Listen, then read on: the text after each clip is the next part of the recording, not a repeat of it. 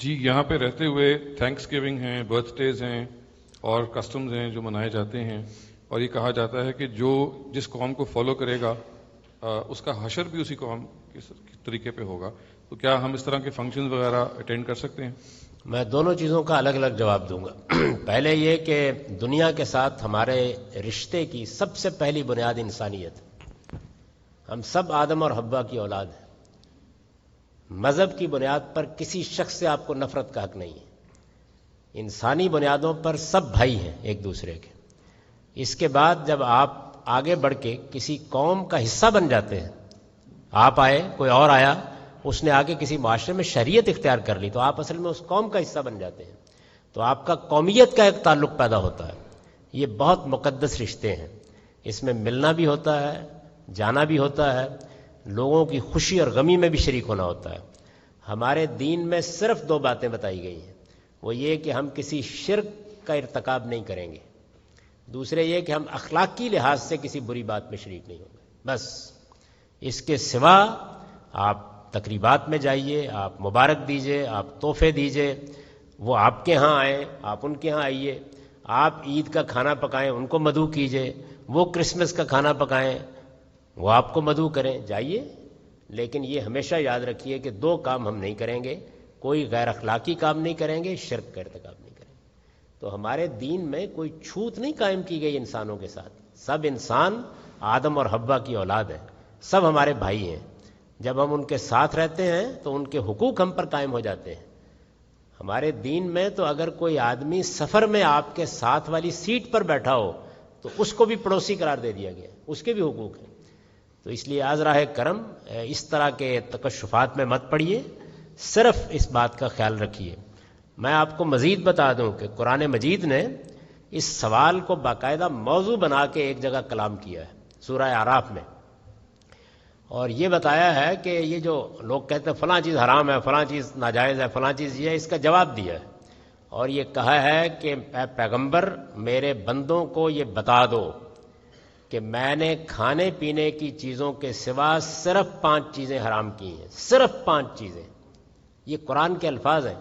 کل انما حرم ربی، ان سے کہو اے پیغمبر کہ میرے رب نے صرف 5 چیزیں حرام کی ہیں کھانے پینے کی چیزوں کے علاوہ. وہ چیزیں کیا ہیں سن لیجئے. اللہ تعالیٰ کہتے ہیں میں نے بدکاری کو حرام کیا ہے، میں نے حق تلفی کو حرام کیا ہے، کسی کا حق تلف کرنے کو حرام کیا ہے، میں نے کسی کی جان مال آبرو کے خلاف زیادتی کو حرام کیا ہے، میں نے شرک کو حرام کیا ہے، میں نے اپنی طرف سے دین بنانے کو حرام کیا ہے. بس میں اکثر لوگوں کو کہتا ہوں کہ اس کو لکھ کے رکھ لیجئے اپنی میز کے اوپر. حرام حلال میں جو اتنی لمبی فہرستیں ہیں خدا نے اس کا جواب دے دیا کہ کھانے پینے کی چیزوں کے سوا میں نے حرام ہی صرف یہ 5 چیزیں کی ہیں اور کچھ حرام نہیں کیا. تو اس لیے بس ان کا خیال رکھیے، یعنی کسی کام میں کسی کی حق تلفی نہ ہو، کسی کی جان مال آبرو کے خلاف زیادتی نہ ہو، آپ شرک کا ارتکاب نہ کریں، کوئی ایسا کام نہ کریں جو اخلاقی لحاظ سے برا کام ہے. باقی تقریبات میں جانے میں کوئی حرج نہیں. دوسرا جو سوال کا حصہ ہے وہ یہ ہے کہ اللہ تعالیٰ نے یا اللہ کے پیغمبر نے یہ کہا ہے کہ دوسری قوموں کی مشابہت اختیار نہ کرو. تو میں آپ سے عرض کروں کہ یہ بالکل ایک ضعیف روایت ہے، اس کی کوئی بنیاد نہیں. اور جو کچھ ہے اس کا وہ مطلب ہی نہیں ہے جو لوگ بیان کر رہے ہیں. یعنی یہ اس موقع پر بات کہی گئی تھی جب رسول اللہ صلی اللہ علیہ وسلم نے کارروائی کا آغاز کیا ہے اللہ کے حکم پر منکرین کے خلاف.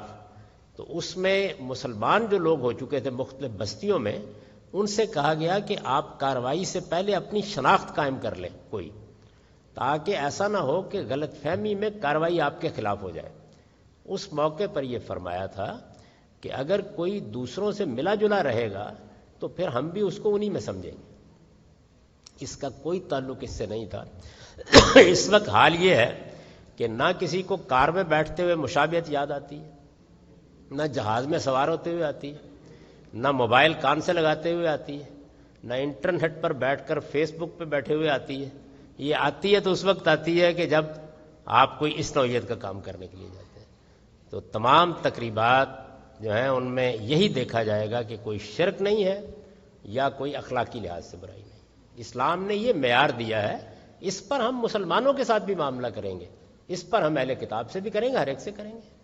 ہمارے ہاں ہندوستان میں ہندو تھے، لوگ ان کی تقریبات میں شریک ہوتے تھے، ملتے تھے، دوستی ہوتی تھی، تعلق ہوتا تھا۔ میں نے اپنے والد سے پوچھا، ہمارے گاؤں میں بہت تھے ہندو، تو میں نے ان سے پوچھا کہ آپ کا بچپن میں کوئی بہت جگری دوست کون تھا؟ تو انہوں نے کہا خوشی رام، ایک ہندو۔ یعنی معلوم نہیں مسلمانوں کے اندر یہ چیز اب کہاں سے پیدا ہونا شروع ہو گئی ہے۔ سب کو انسان سمجھیے، ان سے محبت کیجیے، ان کو اپنی قوم کا فرد سمجھیے اور اعلیٰ اخلاق کا نمونہ پیش کیجیے۔ البتہ شرک اور بد اخلاقی کے بارے میں آپ کے پاس ایک میسج ہے، وہ ساری دنیا کو پہنچائیے۔